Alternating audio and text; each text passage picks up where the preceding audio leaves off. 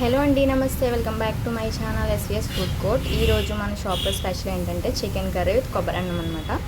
So chicken curry అయితే మీతో ఇప్పుడు షేర్ చేసుకోబోతున్నాను. ఎలా ప్రిపేర్ చేస్తారు ఏంటి అన్నది. ముందైతే ఆయిల్ వేడైన తర్వాత అందులో కరివేపాకు, పచ్చిమిర్చి వేసి ఫ్రై అయిన తర్వాత ఆనియన్స్ కూడా వేసి బాగా ఫ్రై చేసుకోవాలి. ఇక ముందు పులస కర్రీ పెట్టాను కదా, దానికైతే మంచి రెస్పాన్స్ వచ్చింది.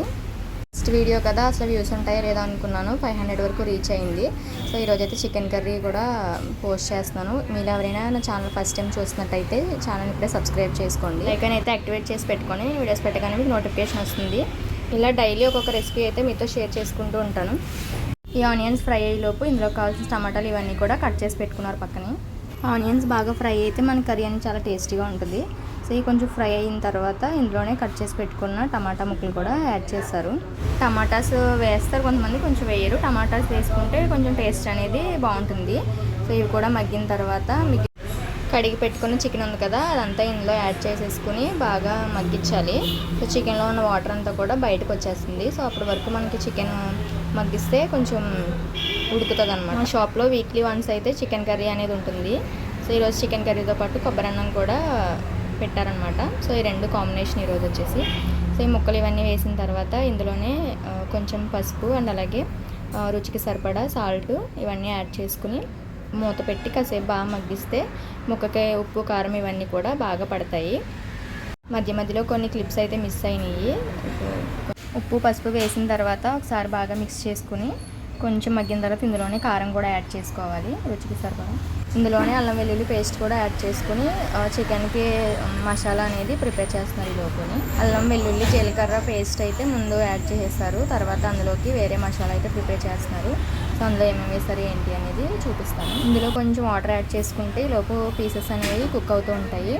సో మసాలాకి ఇంకా ధనియాలు, దాల్చిన చెక్క అండ్ అలాగే యాలకులు, ఇంకా లవంగ మొగ్గ వేసి ఇవన్నీ మిక్సీ పట్టి అదైతే పేస్ట్ చికెన్లో యాడ్ చేసుకుంటారు.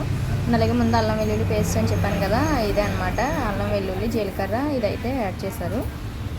ఇంకా ప్రిపేర్ చేసుకున్న మసాలా ఉంది కదా, అదైతే ఇందులో యాడ్ చేస్తున్నారు. మసాలా వేసేసరికి కర్రీ అనేది చాలా బాగా స్మెల్ వస్తుంది. సో టేస్ట్ కూడా చాలా బాగుంటుంది. మీరు కూడా ఒకసారి ఈ విధంగా ట్రై చేయండి.